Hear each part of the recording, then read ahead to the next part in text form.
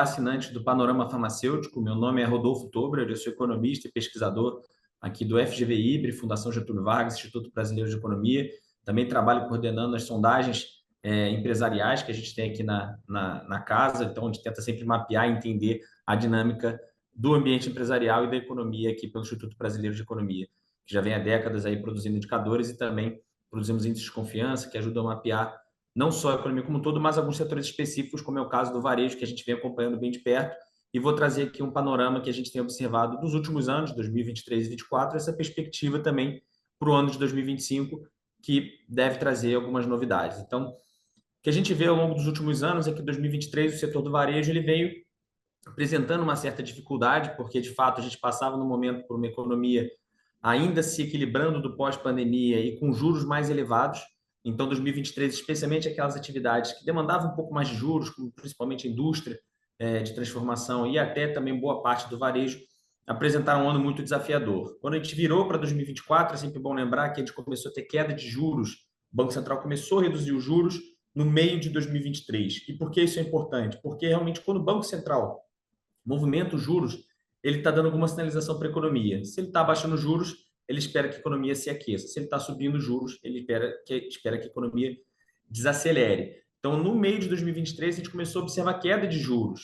E isso, na virada para 2024, reflete numa economia mais forte também. Então, ao longo do ano de 2024, a gente observa uma economia bastante resiliente, mas especialmente no primeiro semestre, muito influenciada por aquele início de período de juros que o Banco Central acabou fazendo. O grande ponto é que, a partir do mês de 2024, tendo um risco inflacionário mais de longo prazo, o Banco Central passa a ter que elevar também os juros, e aí a expectativa é que, na virada, né, então, a partir desse início de 2025, a economia perca um pouco de fôlego, já ainda um pouco no final de 2024, mas especialmente a partir desse início de 2025.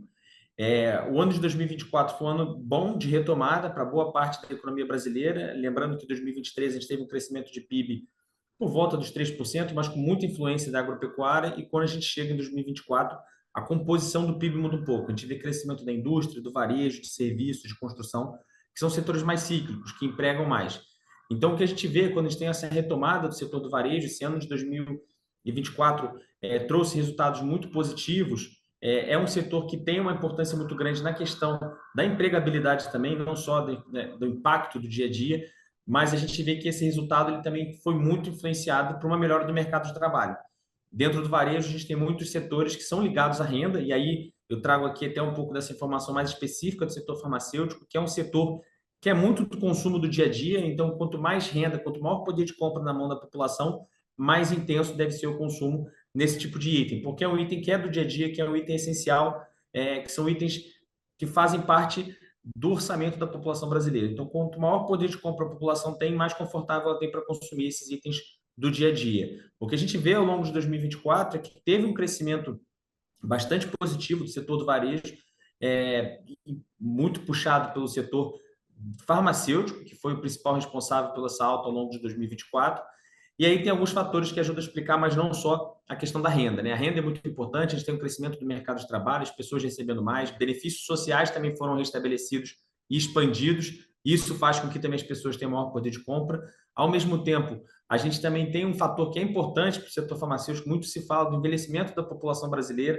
Então, quanto mais a população vai envelhecendo, são maiores potenciais de compra para esse setor, e também com a dinâmica que a gente tem visto, enfim, muitas empresas do setor também têm conseguido se digitalizar, o aumento do consumo de vendas online, né, do e-commerce também tem sido bastante forte, ajudado a crescer o setor. Então, agora acho que olhando um pouco para esse início de 2025, a perspectiva é de fato que a economia se esfrie um pouco, o Banco Central aumentou os juros a partir do meio de 24 para justamente controlar essa inflação de longo prazo.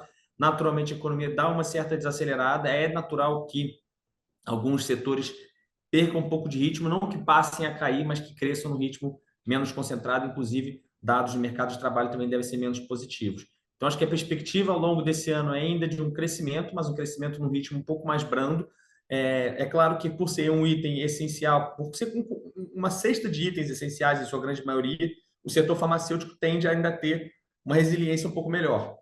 Mas dado que a gente tem visto um crescimento até mais forte, os dados da pesquisa mensal do comércio do IBGE mostram que 2024 foi um ano muito favorável para o setor farmacêutico, é natural que dê uma certa acomodada em 2025, porque o ritmo tem sido um pouco mais forte ao longo dos últimos anos. De qualquer maneira, o cenário ainda é favorável, um ritmo menor, mas na medida que quanto mais a gente tiver a economia mais controlada, redução de incerteza, o Banco Central conseguir controlar os juros também, o setor pode avançar ainda mais. Então, acho que são as notícias que eu trago. Acho que a gente tem ainda um 2025 promissor, mesmo que o ritmo menor que 2024, mas acho que a tendência é essa. Então, espero que tenha ajudado aí. Estou aqui à disposição. Meu nome é Rodolfo. Sempre quiserem entrar em contato, fiquem à vontade.